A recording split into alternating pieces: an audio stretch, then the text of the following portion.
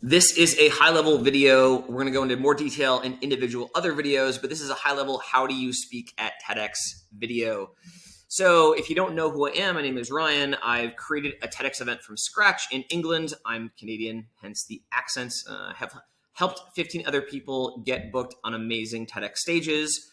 And I also delivered a TEDx event myself. It was my first talk ever. So in other words, I've seen the TEDx process from every conceivable angle, and this masterclass will share with you the most important details that you need to actually get a TEDx talk yourself. So think about TEDx kind of like getting a job. So what do you have to do to get a job? Well, there's opportunities. You have to find those opportunities.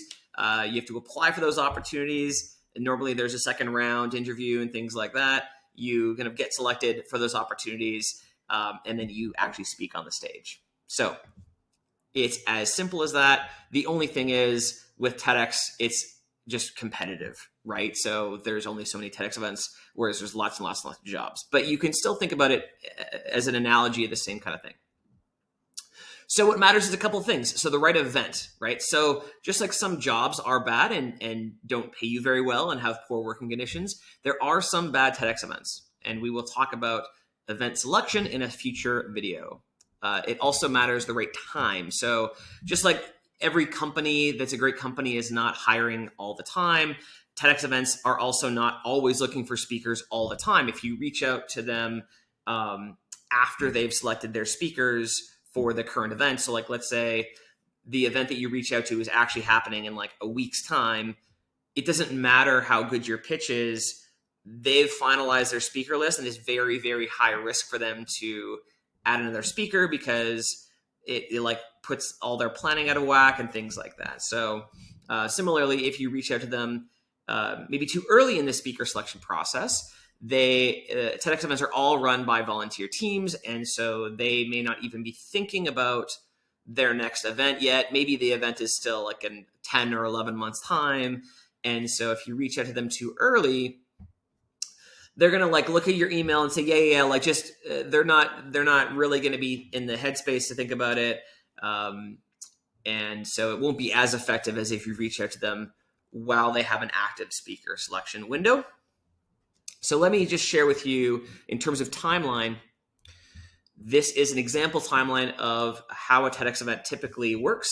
These dates here, like January, March, May, June, this is actually the timeline of how the event that I spoke at. So when I applied was in, I think it was like mid-January. So that was the initial application deadline. There was about 200 people that applied for the event. That is a very typical number of the number of people that will apply for a good quality TEDx event. And typically these application forms will limit you in terms of like amount of content, right? So you will apply with a brief synopsis of your message and some detail about yourself and your credentials. Around early March was when there was a couple of rounds of selection between January and March, but it was like in March, early to mid to late March, I think, was when I was notified that I was selected. So there's going to be any given event will have about 10 to 18 finalists. 18 will be on the very, very, very high end, right? So it was in March where the speakers were selected or sort of notified themselves. All the speakers were publicly announced in May. So whenever you see an event announce speakers, they've finalized your speakers a couple of months before that date, and they're announcing speakers to like pump up the audience, to encourage the audience to get like a buzz around the audience buying tickets, right? So then there was event day. The actual event day was in June. So kind of January to June was the timeline, and then I think it was like a couple of maybe 3 to 6 weeks after the event was when the video came on YouTube. Yep. So this gives you a sense of the overall sort of timeline of an event as well. And the other thing to mention is that I mentioned that the application form itself limits you to like a synopsis of your talk.